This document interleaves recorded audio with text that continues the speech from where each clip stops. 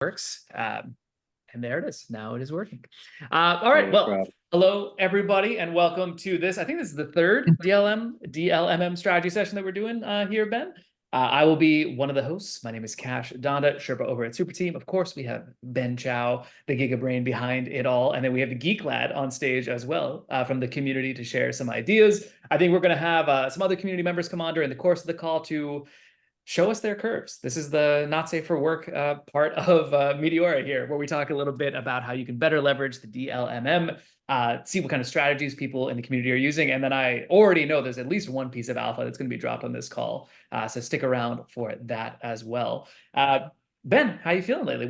Maybe we can start off with some like latest metrics or stats or things that are exciting to you on Meteora. Yes. Well, more of a call to arms. So things are going well with Meteora. Just maybe we should do regular stats updates, but as always, Meteora is doing really well in terms of our TVL and volumes. There's some slight growth. I feel like a weatherman, a volume weatherman, but we've got some growth coming, some growth both in the dynamic pools and our DLMM, both in TVL. Also, our daily volumes have been really good, especially in light of just some LP news. So this is the daily volumes for our dynamic pools, and if you go to the DLMM tab up top, and then click. Yeah, then you see the swap volume, which is 171 million for our. So our DLMM pools are regularly doing 170, 200 million in volume a day. Now this is, I'll give you some LP news. This is in light of. So for those who don't know, I think the last time I've been sharing some recent news, like Solana, there was recently a bot explosion in volume, right? And we believe a lot of this was because of a few actors have been using Jito bundles to sandwich attack, right? So for those who don't know what sandwich attack is, you can use Jito. Jito has a mempool where you can look at all the transactions coming into their validator, and basically you can find which swaps are going to push up the price. And then you can insert a transaction before and after. This is the sandwich part. So you insert a before and after, right? In order to basically take up the slippage, right? So their trade swap has a slippage amount, right? And so say some people because there's a lot of degens out there, they set their slippage to 50%. With a sandwich attack, it can eat up that 50% and take that 50% from you. They bundle it, send it off, and then basically sort of capture value there. So because of these sandwich attacks and aggressive use of sandwich attacks, we were seeing this massive explosion in volume across all dexes, right? So this, I think Friday or just very recently, I forgot the actual day. I think there's been a lot of talk with Jito. Thankfully, I think in efforts to probably like support the ecosystem, turned off the mempool side. So they're suspending the mempool side, which should negate this sandwiching attack, right? Which was also like, for people who weren't doing tight slippages, right? For those degens, 50, I've seen like 99% slippages, especially for people going into these shit coins, right? Like they were, potentially they were getting sandwich attacked. So because they've decided to suspend it, I think we're seeing. Now, that doesn't necessarily mean that it gets turned off. Like it's just people, it's just not as easy, right? So some people may still be trying these attack vectors. But anyway, what I was saying was like everyone was seeing blown up volumes because of this. I think a lot of it has dialed back. So the weather is a little bit better, but like, maybe there's still a little bit of cloud going on. But even in light of all the volumes maybe dialing back a bit, our DLMM and Meteora is doing pretty well. I love seeing stuff like Considering. this on like the Sol USDC pool, 1.7 million TVL and $67 million in volume in 24 hours. Like every time I take a look at that, it just blows my mind. Along with the $6.2 billion in total swap volume in the history of Meteora. Pretty like. Oh, that's not the history of Meteora. This DLMM, this is since we launched the DLMM in December. So we're a few billion a month, casual as the history of the DLMs. Yeah. The people, they like the DLMs. Crazy. That is the facts, I guess. And for good reason. And so maybe we can talk about I don't know, some of the pool. Well, you tell me, Ben, how do you want to kind of start this off? Good question. I actually didn't have a plan for this. No problem. So maybe an easy thing to do, since we have the Geek Lad himself up on stage already. Should I call you Geek Lad? Should I call you Jorge? What is the right way to refer to you here? Geek Lad's fine. George. Typically, my friends and family call me George. So George. Yeah. So I grew up in North Florida. I live in South Florida now. Grew up in North Florida. And so North Florida, not so many Latinos there, so I always went by George instead of Jorge. But yeah, okay. George is cool. George is cool. Cool. Or Geek Lad, either way. Maybe we could start off, George, aka Geek Lad. Do you mind telling us some strategies that you're deploying on the DLMMs? Any pools that you're interested in, or basically what's getting you excited here? And you're welcome to share your screen if you're willing to share some positions. Sure. Before I give it over, just for the record, I am an active Meteora user. This is on a test account, so you cannot see all of my my wallet balances and so forth. I do have deposits here. I don't want to be called like a fake shell here. But yeah, sorry. So George, tell us, what have you been up to? Yeah, so I know last time I chatted with Ben, we were talking about goofing around in some of the one bit pools, one bin pools, and so I played around with it a little bit this weekend. And depending on which one you're in, it's really hard to manage via the UI just because there's so much movement. And even if you open up multiple positions, I mean, you may have to open up like 5 or 6 69 bin positions to really be able to manage those one bin pools. So I found my time was better spent going into higher bin steps, with higher fees. Granted, you're not going to see as much volume, but I think it's still more than sufficient volume to make some pretty good money on fees. And lately, I've been messing around with trying to do some LPing in pools that are where you've got 2 tokens that are highly correlated. So over the weekend, I was looking at JLP Sol, which was pretty nice. Lately, I got actually turned on to some of the BTC pools, which is kind of interesting. It's kind of actually cool to see some volume starting to pick on BTC in Meteora and just across Solana altogether. Because I know for the longest time, really, there hasn't been a whole lot of volume, I think, in wrap BTC. But this is the one I'm in right now. I've got a couple of positions on this. And one thing I've been doing to try to avoid some of the slippage issues is, I think 25, and maybe Ben can confirm this. Seems like 25 bins is the widest you can go and get it all into one transaction. So something I've been doing on one of my wallets in this pool, I went with a 25 bins, and then another one I managed to get 69 bins without having to retry too many times. But is that right, Ben? 25 is the most that you can get in a single transaction?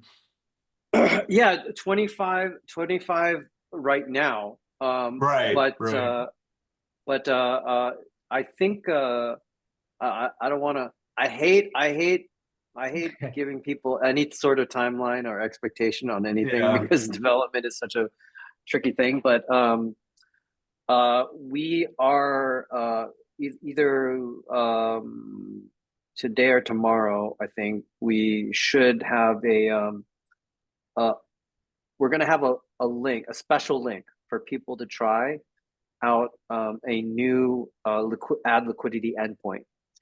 That is going to allow you to do 69 bins, all like create a position, create the bins, add liquidity, all in one transaction. Now, it's new. It'll be sort of in beta.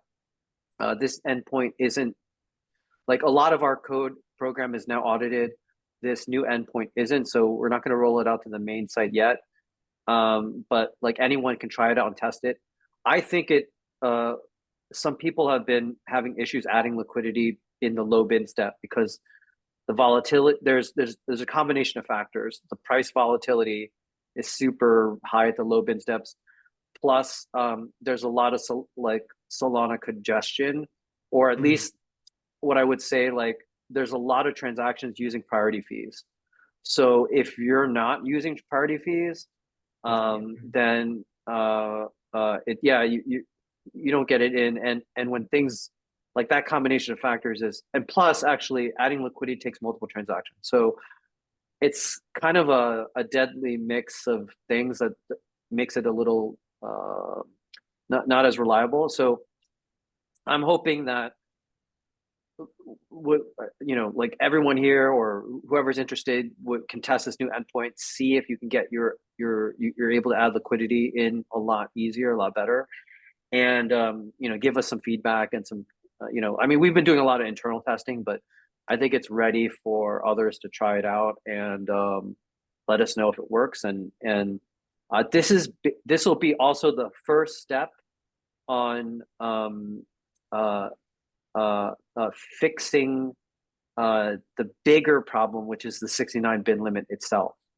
So this, after we launch this, the next thing we'll do is start addressing the 69 bin limit. So because that's everyone's pain point. Is there like a theoretical max of how many bins you could have? Assuming that someone's willing to pay them, obviously. There's no theoretical max. Really what we did and maybe this is like going over how the sausage is made kind of thing, but we really, this DLMM, for those, it's only been around, like we shipped it in December, right?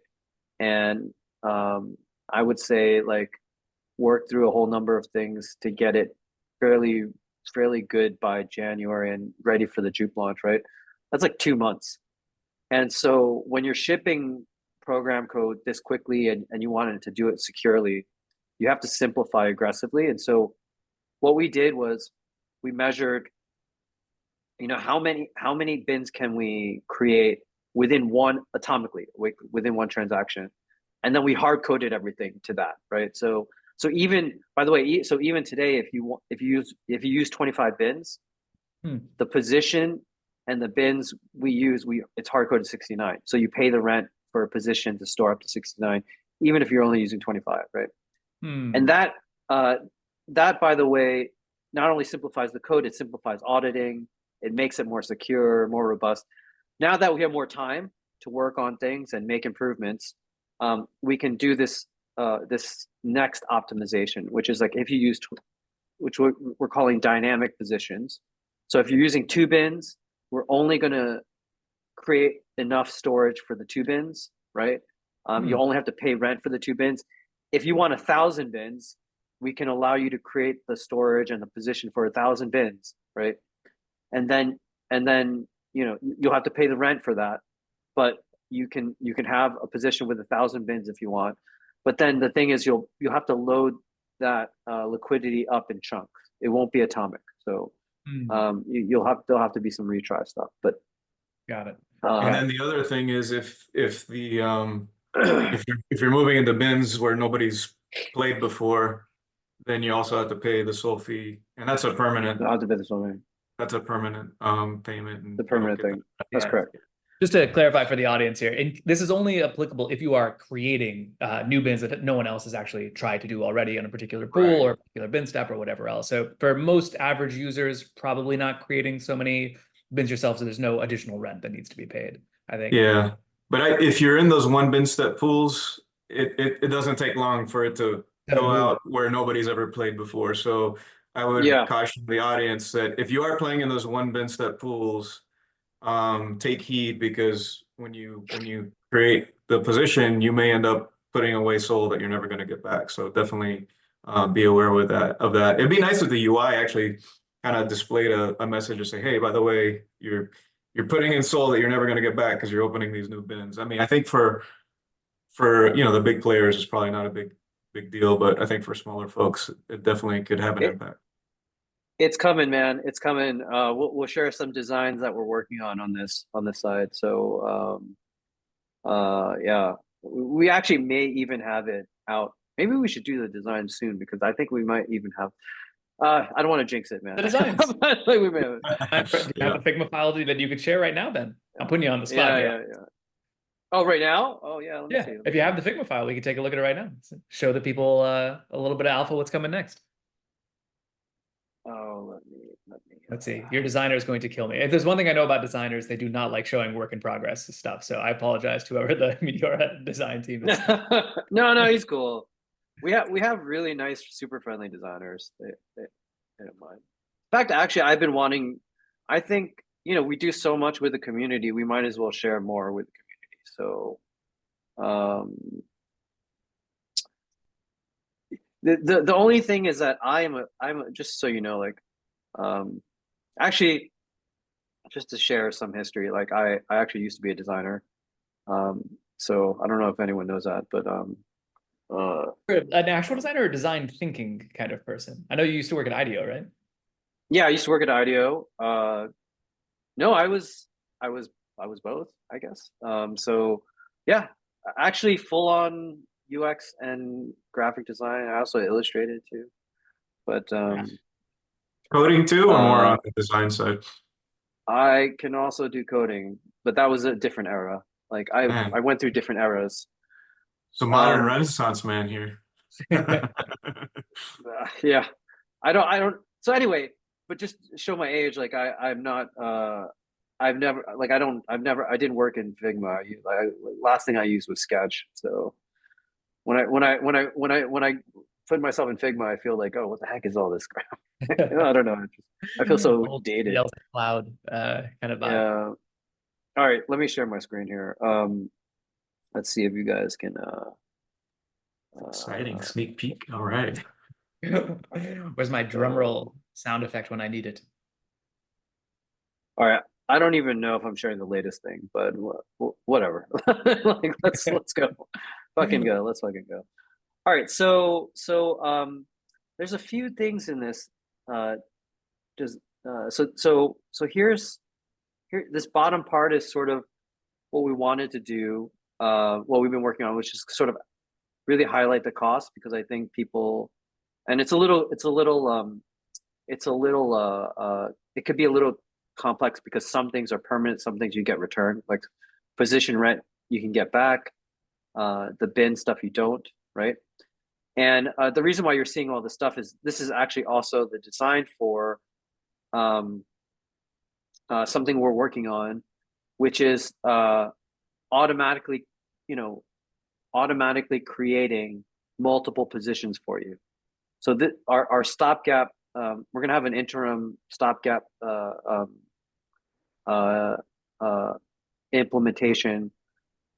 So if you're in a low bin step, so anyway, where if you can put in any price range, right? And even if you exceed 69 bins, it will just create like the positions for you, basically. So instead of you having to manually create multiple positions, it will all just automatically create the positions for you. So this should allow you to this will I think be a lot cooler for folks. You won't be limited to, how when you're playing, if anyone's used the min max uh, uh, input fields, you'll notice like it always stops at 69. Like even though you try to get larger, it won't let you. With this will only be for the spot strategy, but for the spot strategy, you will be able to go as wide as you want, but it will create however many positions. And then basically the number of positions will be the cost of it will be shown at the bottom. Yeah. Does that That's make really sense? I slick. don't know. It does. Yeah, that's awesome. That's super- And are those like linked together by some meta on the blockchain, or if you have multiple spot positions, would you be able to see them in this UI, like ones that you created without using the UI? So this is the ad liquidity. Basically, we're just doing a few minor UI tweaks to support this. And then it'll just be all the same stuff. So if we Okay. create five positions, you'll see You'll have just five five positions, and then you'll have to manage them individually, right? But we can just create them for you, right? And so I think it'll make it easier for people to just have multiple, like have a wider range, right?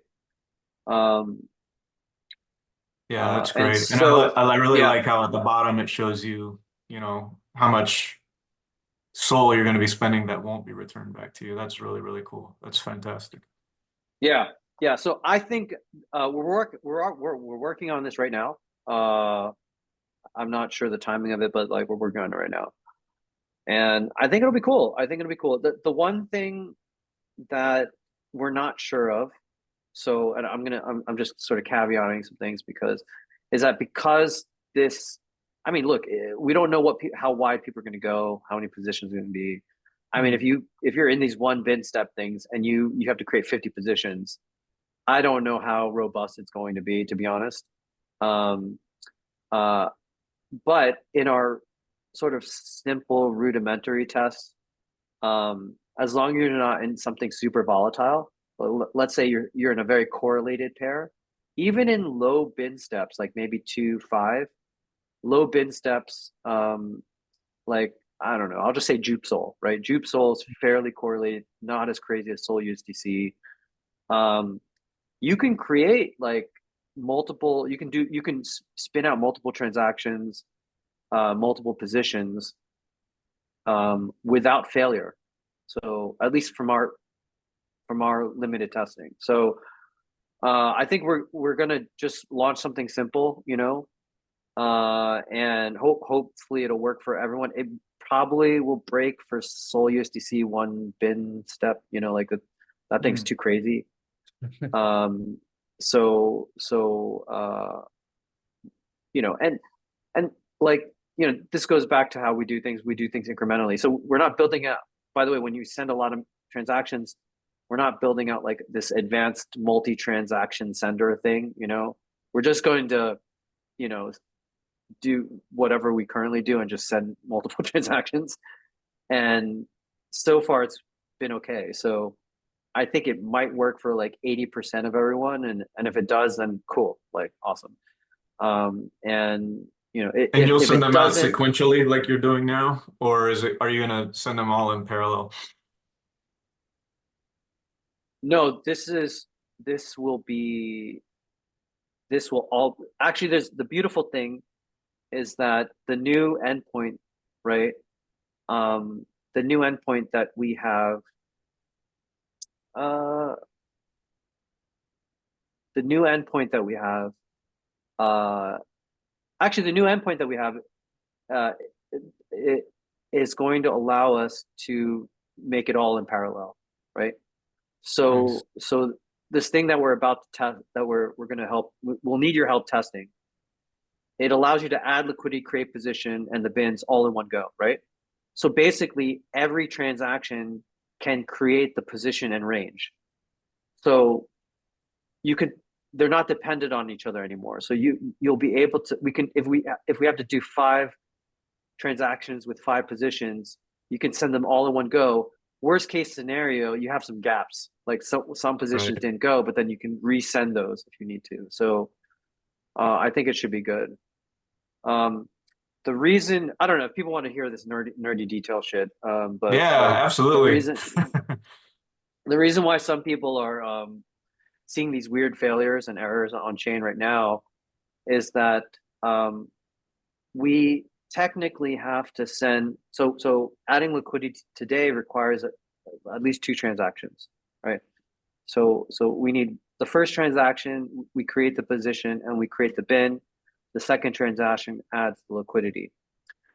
Now, just so you know, like when you send a transaction to the blockchain, a transaction is not finalized until I think 150 blocks, right?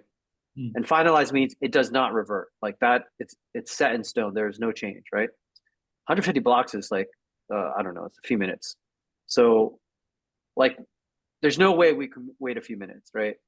So what we actually do is, but we need the first one to succeed to do the second one, right? So what we kind of do is like we don't wait. We send the first one. There's several different transaction states. You can wait for confirmation, I think, confirm status, which still means it can get reverted, happens maybe within a second or so. So we'll kind of just wait for that confirmation, then send the second one. But that doesn't guarantee that the first one succeeded. So you're kind of just hoping, right? Mm. And normally, just so you know, in DeFi bear, this stuff worked fine because there's not enough blocks aren't full. There's no traffic. This stuff is just smooth and buttery, right? But the shit that's going on right now is like network is super active. Everyone is paying high priority fees. Everyone's fighting to get into the block. So now, and now there's a lot more MEV as well, and this bundling, things are being bundled. So the Solana is the activity is much more complicated right now. So Suffering from success, some might say yeah, here. I think that it is a good problem to have relative to the bear. For anyone who was here during the bear knows and remembers how that actually felt. But yeah, I think this is all super interesting, and it's very cool to be able to pull back the curtain. There's not a lot of projects that are showing you things that like are in progress or explaining the depths of the decisions that are made. Hopefully, there are some builders in the audience as well who can find some inspiration in this. I know I see Bloody Bulldoge is in the chat. David, I know, is a builder as well. But maybe now, just for the sake of time, I know we want to show some curves. I know George had some things that he wanted to share. I see Otto is here as well. Before we do that, I was promised a little bit of alpha today. Ben, do you want to share one of the announcements real quick for the folks who are watching at home? And then we can jump into the curves. Okay. Oh, we're gonna do it in the middle session. All right, let's go. All right, guys. So Tactics, that's the. All right. Okay. So yeah, I have some exciting news. You guys get the first look at this news. We haven't even done any announcements on it. I'll actually do the official announcement after this call. Okay, so this is a world first, but we've just been working with Render to get some Render farming incentives on our Render DLMM pools. And so we've just loaded up 100K worth of Render, $100,000 worth of Render rewards on the Render USDC and Render Sol, the 25 BIP fee pools. So these are the really competitive pools. So now is a good time. The yield is 999%. That's, I don't know, 1,000% because there's only 7,000 TVL, and I think the other one only has a few $100s in TVL. $282, yeah. So get cracking, man. There's a lot of Render rewards right now. They're gonna run for about they'll run for a few months, but Yeah, let's go. First come, Nice. first serve. Yeah. If you're watching this and you have some render or some USDC or some Sol, don't leave the call. Ideally, keep the call up like on one side and then go deposit on the other side and start earning those fees, because indeed these are pretty insane APRs that are coming in here. Obviously, do your own research and the rest of it. But I think that's pretty cool. Render, a super exciting deep in project for people who don't know on Solana.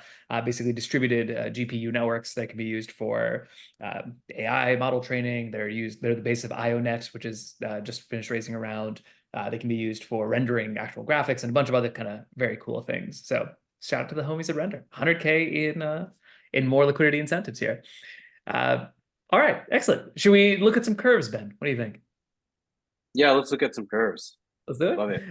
So George, you had started to share, you were talking about the volume on the Bitcoin pool starting to pick up. Do you mind sharing your screen? People can kind of take a look. And if you're watching this right now on Twitter, come on over to the Zoom. You can ask questions and the rest of things in the chat and in the Q&A. And of course, if you're already here in Zoom, let us know what you think in the chat as well. Sure. So yeah, I've been swimming around in this pool for about a day. Actually, Lumby7 had turned me on. He first turned me on to JLP Soul, and then I looked at it. I played in that pool for a little while, and it was actually really good. And then he said, he's been playing around in BTC Soul. So I got in here, and I've been playing around in here. So I opened this position this morning, maybe 2 hours ago, hour and a half ago. And this is a 25 bin position I opened, and we're doing pretty good here. I mean, I don't know, I can't do math. I gotta break out the calculators. You're past 1%, I think, already in terms Are of we fees. already at 1 bip? Holy shit! Are 100 bips? Wow. Yeah. $74 would be on. I shouldn't do math in public. That's like a cardinal sin. Oh, you're better than me. You're better than me. Actually, Ben, that's one thing that would be nice also to see USD on unclaimed. So that way, dopes like me who can't do math have to break out a calculator to figure it out. But anyway, we're fees claimed, by the way, for what it's worth. But yeah, sorry, go ahead. So, and this thing's been ranging pretty nice. So another thing I like to do, and Bird Eye is freaking awesome. If you guys aren't using Bird Eye, I highly recommend it.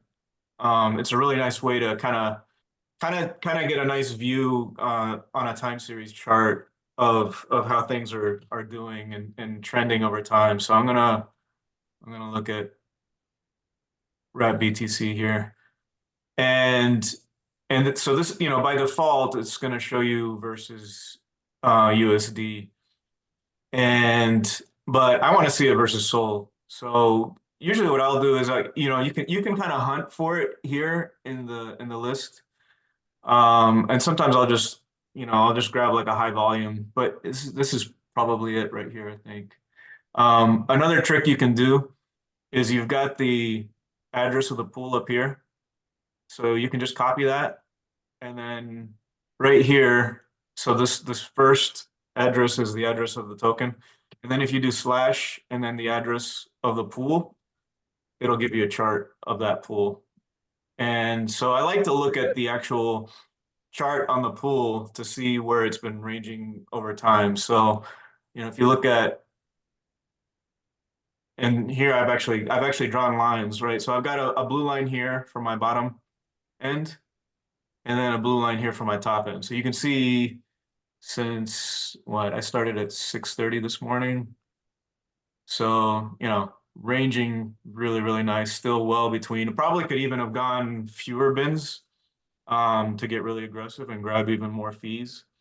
Actually, you know what? I think this is a different position. This is my 69 bin I've got on this wallet. So this was 69 bin I opened.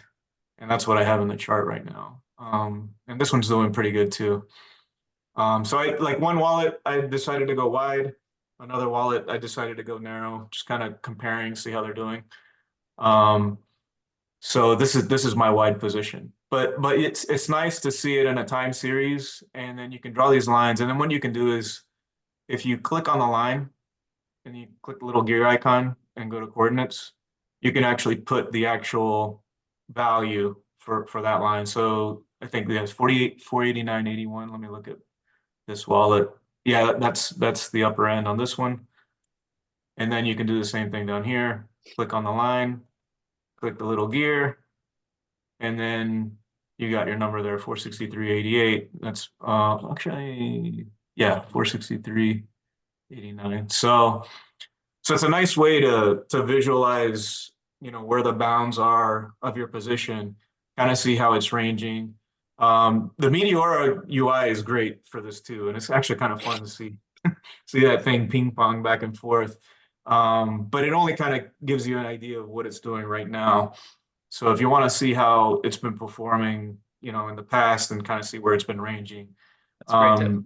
using Bird Eye is really fantastic for that. So, yeah, that's and I don't really have curves. I'm kind of flat here, so I don't really have anything sexy to show here. I've just been going with a straight spot, because I'm in such a narrow range anyway. But if you want to go a wider range, higher bin step pools, then maybe like a bid ask or a combination of a spot and a bid ask is kind of nice to do with positions like that. So Spot is underrated. I mean, honestly, I think most people should stay flat for a while. Like, I mean, it's totally, it's very versatile, right? Actually, it's not even. You don't really have. I mean, the curves thing is like more of a narrative thing. yeah, so I guess I'm showing off my lack of curves here. Maybe Otto's got some curves to show. Hey, listen, all body types, all curve types are welcome on the DLMM strategy pools here. Geeklab, thanks so much for sharing that. That's great. Yeah, absolutely. There's questions in the chat around how much you can estimate in fees. Obviously, the fees that you earn will be dependent on price action and where your liquidity is concentrated. So it's hard to say in advance exactly where it's going to go. It'll be kind of a function of how much liquidity those have and how much like where your liquidity is concentrated, what kind of curve you're choosing on there, of course, as well. As a reminder for anyone who's new here, basically the higher the curve is in the Meteora, or the higher the bar is in the Meteora UI, the more liquidity is concentrated in that particular range. These bin steps are just ranges of particular prices as well. Yeah, one word of caution if you're using like the TVL percentages, sometimes those can be misleading, like if there's a lot of liquidity coming in or out of the pools. Like leading up to the Jupiter vote, like the TVL values were like off the chart because people were pulling liquidity out to vote. So if it's a well-established pool, where even if somebody pulls out a bunch of liquidity, it's not going to make a big dent in the overall pool, then those percentages tend to be pretty accurate. But yeah, like the Jupe pool, the percentages were way out of whack because a lot of liquidity was coming out of it. So got it. Very cool. Well, Geeklab, thanks so much for sharing those here. Maybe next we can go to Otto. A quick programming note as we do it. The render Sol pool on Meteora has 10x'd in value since the announcement was made a few minutes ago. Now, that's 10xing from a base of $282, but it's still, hey, 10x is a 10x. We'll take it however we can get it. Cool. Otto, how you doing? The strong silent type, I see, Otto. You're still muted, my friend. Hey. There we go. How's it going, Otto? That was great. Thanks. Jorge, is it? George, Geeklab, either one. George is good. Oh, Geeklab. Oh, great. Yes, nice to meet you. Yeah, thanks for having me up. I'm super psyched to be here. I am feeling a little intimidated. I feel like Geeklab did a great job, and some of my stuff might be a little repetitive, so I apologize for that, but just feel free to push me along if it seems slow. Should I do a screen share or? Yeah, that'd be great. If you don't mind showing off those curves or lack thereof, also fine. Okay. No discrimination here. That's right. It's 2024, people. Wake up. You can have curves or not have curves. Either way is fine.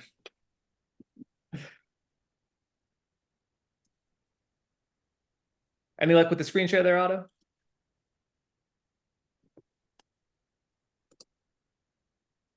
Perhaps not. I am having to go into my preferences here. Okay, I'm gonna have to allow Zoom. There you go.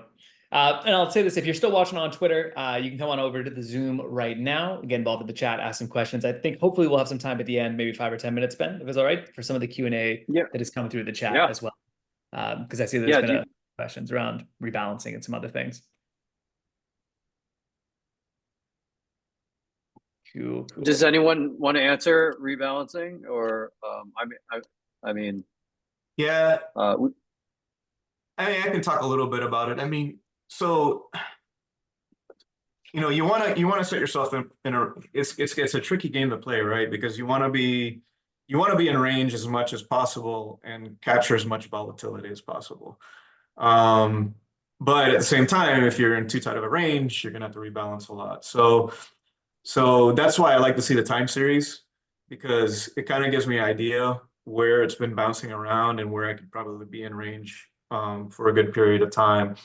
And then you also have to be careful because you're in these volatile pools. You don't want to spend a lot of time rebalancing and then have it just land right back in where you were, because you're just kind of you're gonna be wasting time. You're gonna be losing out on fees, and you're gonna potentially have issues with slippage or price impact and that sort of thing. So try to be as patient as you can. Try to pick a range where you're gonna range for as long as possible. I like to try to pick something where I think it's gonna be for most of like the workday, right? Like like I know Ben talks about the chill out pools and then the active pools.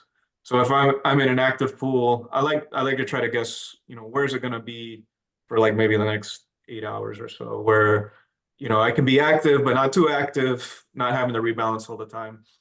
But when you do rebalance, there's a couple of different ways you can do it. You can do sort of a one-sided rebalance, and whatever you need to swap to catch up with it, you can rebalance. Sometimes I'll do a rebalance if I feel like it's going to probably retrace back to more or less where I was. I might rebalance with a bid ask, so that way I can, when it does retrace, I can get in at a good price.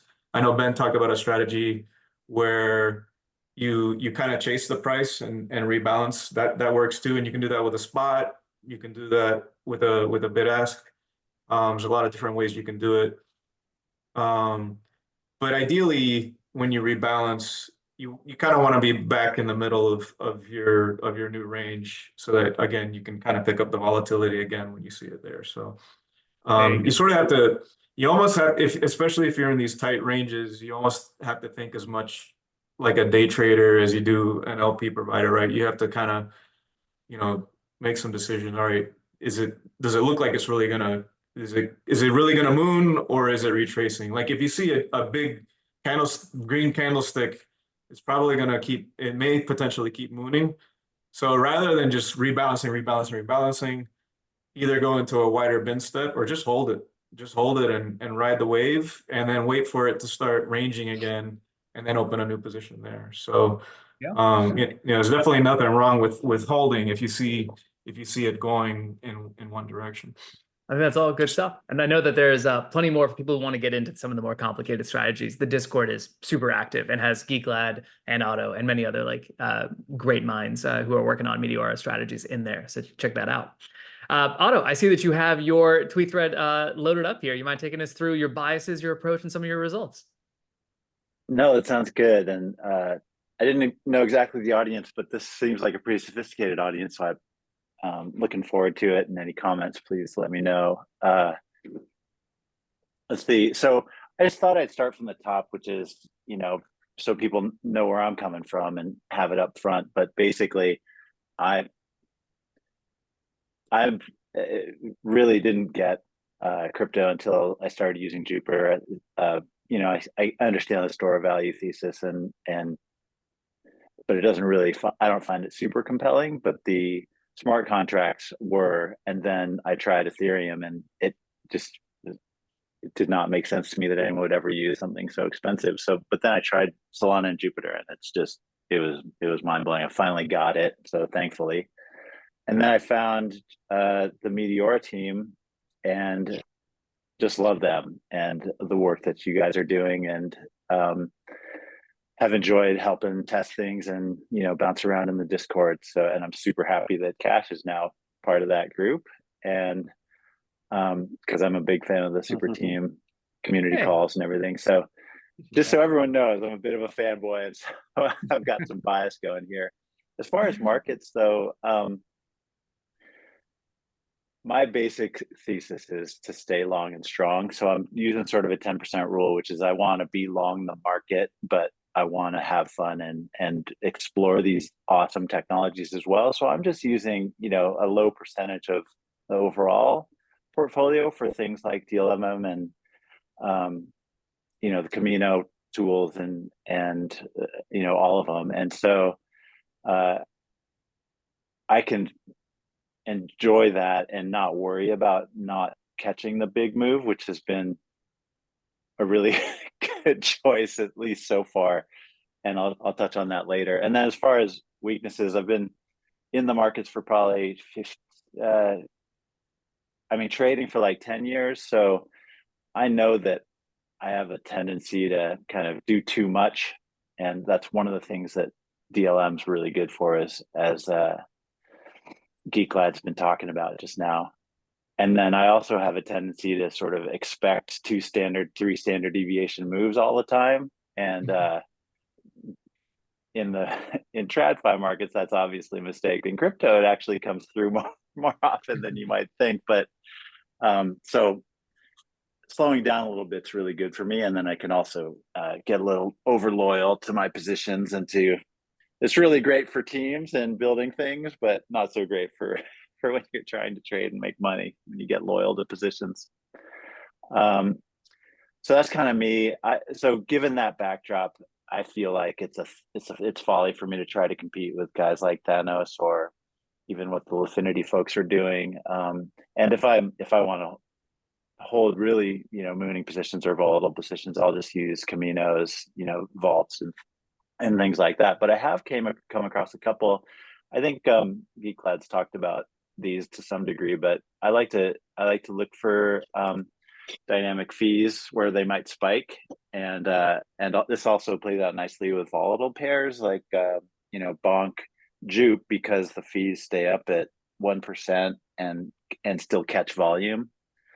So I really like that because I can set a wide range and not worry too much about catching volume. I think Geeklad already talked about price and bias a decent amount, so I won't get into that. And then one-sided, I think everyone knows from the launch pad, can be super effective if you have ranges that you see coming. And I've been decently successful at sort of thinking things are low, expressing a point of view, and then trimming when things get up higher, and then using the DLM to do it instead of just limit orders. So that's been great. Okay, so okay to get into some images here. Yeah, that'd be great.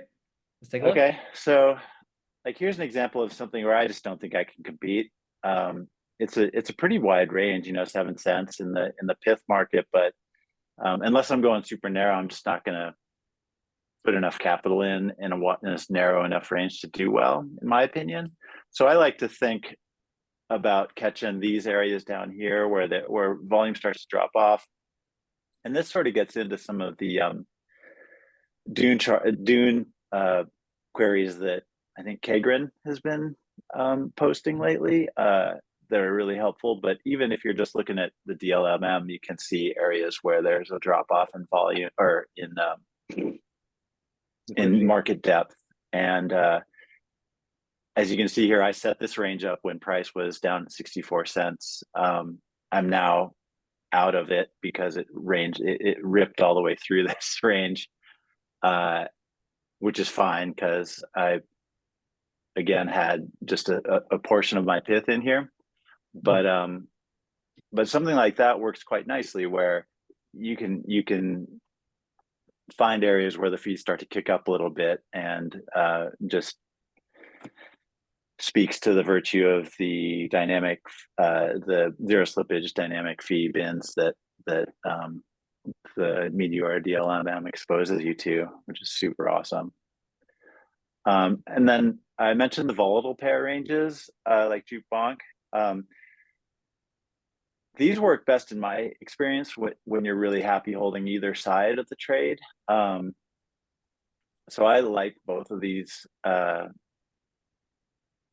like both of these assets and would hold each one. But still, you don't want to have too much impermanent loss. And so, again, touching on the fact that you can get interesting pair setups when you hunt around a bit, like Geek Lad mentioned. You can. It's actually kind of hard to find charts of Jupe Bonk, but you can kind of cajole trade view and stuff to show you these things if you hunt around a bit. I think these are Binance. Yeah, these are Binance prices. But I set up a range here in this box. I thought it was pretty wide. It was like 23 to 37, and then Bonk just started ripping. But because I like both, and because I had just a portion of my assets in it, I was able to just weather that, and it came back in, and so the volatility kind of bailed me out there. And because the fees were high, I was okay, even if there had been impermanent loss to get those results. And then another approach is where maybe I shouldn't spend too much time on this because I feel like Geeklad did a really good job of it, but this is just another chart to explain what he was talking about, where I knew the prior cycle high in this is actually render. I've had render pools for 2 months and 2 or 3 months, and then recently took them down because volatility was going. And now I'm hearing there's some new incentives there, so I might have to reopen those. But I did do pretty well on these. And again, when you know there's a prior cycle high, you can sort of expect there to be a range. So I played down here, and then when it broke out, I just rested and waited, because I'm not the kind of person that needs to stay in the market because of the biases I talked about before. So I try to get out when I don't see an advantage. And then I was able to sort of sit in there. And when it dipped out of the range here, I just picked up a little extra, and then felt like a breakout was coming. And then when you're up here and it's mooning, like Geeklad said, just switch to the dynamic pool, or better, just put it in your ledger and wait. Enjoy the ride. And again, my bias is overall bullish on crypto, so I'm sort of expecting these things to happen from time to time, and I just don't want to miss it entirely. So I want to keep some aside. I do want to. Sorry, if you don't mind if I interject. Yeah, you want to go back? Yeah, to that chart. So I'm just going to keep throwing it. The last one that you showed. So, by the way, totally good advice to know when to kind of like exit out. You know, I think that's like so valid, right? Like everyone is always thinking like, hey, you know, I should keep my liquidity active and everything. But like, I mean, it's totally, yeah. If you think something's going to get out, you should get out. Like, right. But I do want to keep pushing the notion. I mentioned this in a call before, that look, if you know that, or if you believe that the price is going to moon and do like a one-way direction, you can still successfully LP. You just go one-sided and chase the price, right? So if this was render USDC, you would just go one-sided with USDC and chase the price up, right? And then basically, there's no impermanent loss in this case, right? You're just printing fees the whole way through, right? So if you're active, you can do that, and until you think like, I don't know, maybe the price is going the other way or not, right? So again, this is easier done with a bot. So hopefully we'll have some bot code to share soon, but you can do it on the UI too. And I just want to, the reason why I'm bringing this out too is I just want to break the notion that you can't LP it even when the price is moving in a certain way. There are strategies. Yeah, no, that's awesome. yeah, for my mentality, I start getting into this frantic mode, and but so you're suggesting one-sided USDC under the bid, and Yes. as it makes small moves back in, because it's not going to go in a straight line. As it makes small moves back in, you're just like you're clipping fees Yeah. as it moves around, and even if it's trending. Yep. And then you just keep chasing it up, you know? Yeah, that's cool. And so and there's no IL. There's base. I mean, like if you bet wrong, if all of a sudden it reverses and goes all the way back down, that's where you'll get hit. But with the IL. But like if you look at this chart, if you think, okay, in this period this is just going to keep going, within that period it keeps going, you just chase it with USDC and you're good. You're just printing fees.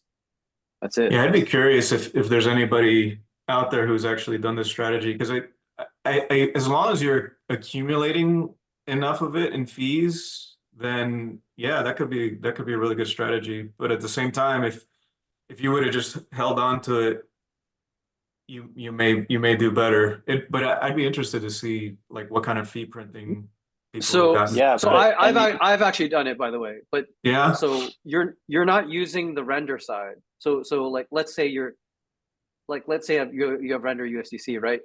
You know, don't use the render side. So it's not like you're converting render to USDC.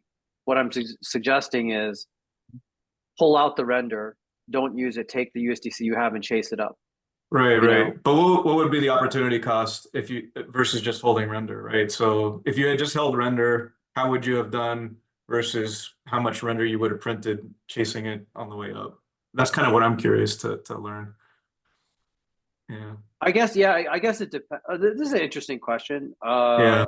I mean, so you could say, well, instead of LPing, you decide to price speculate. So you think it's going Right. to pump. So you convert everything in USDC to render, wait for it to pump, and then exit out, you know, to capture something. I mean, Right. I get. I have a slide on that. Yeah. Oh, okay. Maybe we should go. Maybe we should go Yeah. for it. Um, Yeah. Let's see. Okay. Yeah. So here I kept my receipts, and this is basically exactly what you're talking about, where I was like, you know what, Jupe under 50 cents just doesn't make sense to me. And so I was thinking about it like an inventory at a store, and I just grabbed a bunch and got out of the market. And then when I made that decision, we were here. And we all know that there's this massive amount of cash down below here from the launch pad. And it's slowly being withdrawn, but it was there. And also Jupe's amazing. And so I just took a speculation, I guess, that things were going to start exploring higher prices from here. And then set up a pool up around 70 cents in the high bin step, high fee market, and waited, essentially. Just sat there with my Jupe out of the range. And it started ripping and eventually started bouncing around in this area. And then I have to admit, like after a while, the market caught up, and eventually I had to close this down because the 1% pool was just getting, or was it 25 bips? No, I think it was 1%. And then the kind of top of book folks started coming in, and all the fees went to the 1%, to the 1 basis point, 5 basis point pools, and I closed it down. But it was a successful strat. Smart man. Very nice. I think that's kind of what so you definitely can do that. But I love Ben's idea of, hey, well, if it's gonna start heading up into these areas and rapidly, and you happen to be at your desk, you can augment what your overall goal is to start printing fees up in this area by just sort of going under the market and help boost it along. And that's actually what's happening in the market at the time anyway. So you're just joining everyone else and sort of supporting it. I love that idea. Thanks, Ben. Yeah, and I mean, just to play it out a little bit more, like I would say, yeah, for sure. I mean, maybe you don't make as much if you think you want to convert all your USDC to this token, right? But here's a couple different scenarios where it might make sense. One, like maybe you're going into a pair that is really pumping, but you don't like the other token. Like you don't want to hold the other token, right? You just want to ride that wave up, take the fees and get out, right? Like, Yeah. That's one scenario. And then another scenario is just like, you don't like, and I mean, I would do this as an LP or even just as part of the portfolio, but like, you don't want to be 100% in anything, right? Like you may want to hold off and have some USDC to have some, to make some moves somewhere else. And you can take that USDC that you have in reserve and play out, play in some of these price actions, like in some of these charts, Yeah, kind of along those lines. One thing I've been doing as of late is just converting all of my fees to USDC and stockpiling it, right? And I just put it like in the Campino lending pools. And it kind of helps also for tracking purposes, right? Like I kind of had this sort of this base pool of capital, and then the fees I'm just kind of sacking it away for a rainy day, right? Or if a good opportunity may come up. And it also kind of has become a way of sort of tracking how I'm doing overall with my LPs. Super. And speaking Okay, of what's the I'm return? almost done here. Oh, sorry. Yeah. Oh, yeah. Sorry. Yeah, so it's funny. I had a position. I had a tight range one night before bed, and this was like a mistake I made that I'm trying not to make it again. And I was in Jupe, and it was ranging great during the day. I went to bed, woke up the next morning, Jupe had mooned. I was like, "Oh, shit." So I lost out on a big jump up. But I'd say just on LP fees alone and just discount that whole fact of that screw up. Probably about a little better than 10% over, I don't know, last couple of weeks. So pretty good. Okay. So And I Otto, what think, kind of? I yeah, see, Otto, you pulled up the little screen here for your returns as well. Can you explain Yeah, what? so this is just a rough look. I was kind of too lazy to write a script for it, but what I did was similar to that. I just converted all my claimed fees into USDT and then moved it out of the DLMM wallet. And so I had an easy CSV download from SoulScan to grab everything I made. And it was great. This is averaged over 3 months, roughly. December, yeah, 3 months, and annualized using the same kind of chunk of capital, averaged over all the positions. It was about 84%. Soul was ripping in this time, so it's kind of funny. But if you think about, well, I could have just held Soul. I sort of had an impermanent loss of about 24%. But that's sort of just a naive way of getting a guesstimate of what my time is worth, kind of. And this excludes the launchpad, and I think a lot of people did really well during the launchpad. I didn't play it other than accumulating, but I think this is fantastic. And by the way, if Soul's range bound or even going down, you're still going to be making fees. So just keep that in mind too. Yeah, that's a great point, by the way. Actually, this is a really great. I'm going to just build on it too, because Okay, yeah, I think like a lot of people when and George, you brought it up, is like thinking about the opportunity cost. It's sort of like if you look at this chart, you're thinking, oh, like I mean, in retrospect, it always I mean, if, having perfect knowledge, yes, you can know what the odds are, right? But like, you know, in one scenario, right, like, you know, you're betting on a price jump that may not happen, and in the other one, you're earning like fees. You're earning as you go. So like, you know, like there's a difference there. I think that people don't kind of touch on. You know, like that 84% is sort of like cash in hand, or like, you know, not necessarily like this. You know, I don't know. It's like, um, uh, you know, like actually, I don't know what the term is for it. Like what you would call like a price bump. Yeah, well, I mean, I think we had this discussion in the community in the Meteora call a while back about what they would value the Met at, and whether we should have any protocol fees. And the pro market makers are all about the cold hard cash. They don't want to hear about your speculative guess at what Sol's going to do. Yep. Yeah, and I think long term, it's a smart way to think about it, right? Because regardless of what the market's doing, you're just going to continue to print fees. So in a bear market, you can still do well, you know, as long as there's volume. You know, it doesn't matter what the price is doing, as long as it's, you know, going back and forth. Yeah, and you know, I don't want to belabor my summary here, but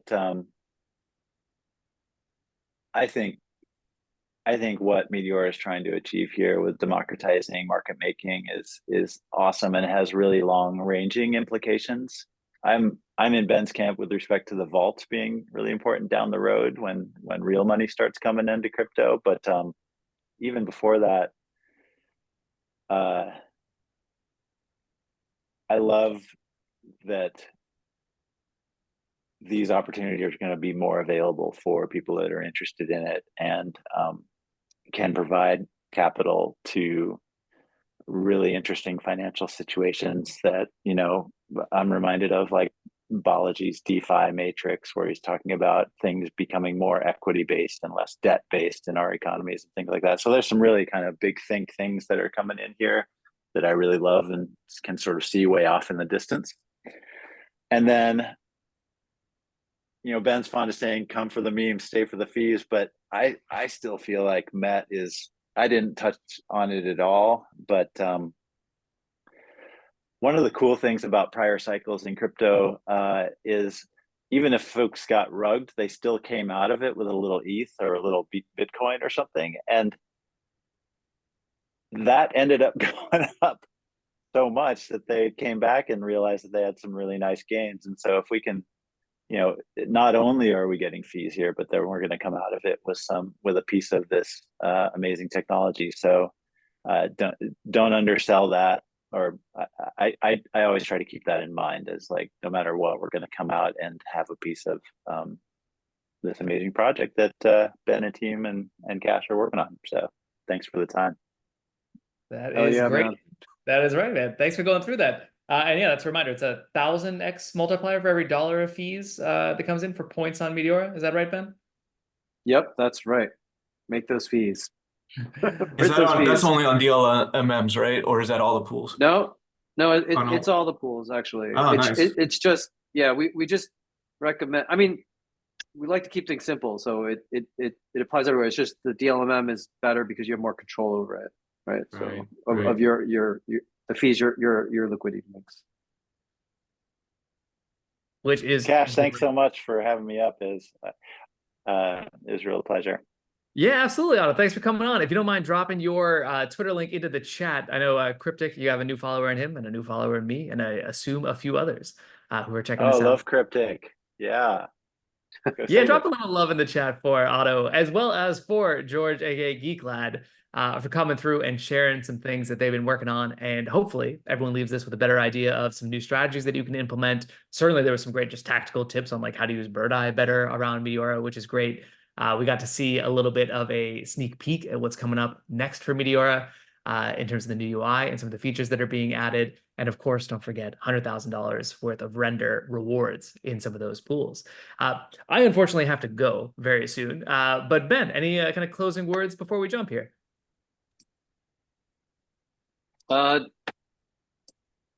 No, I don't got anything today, man. Met, let's go. Met, let's go. LP Army showing their force as usual. If people like this, let us know in the Discord. We could do more of these, maybe make it a weekly thing. Obviously, don't miss out on the community call that is happening tomorrow at, what is it? I think 1 p.m. UTC or 1:30 p.m. UTC, something like that.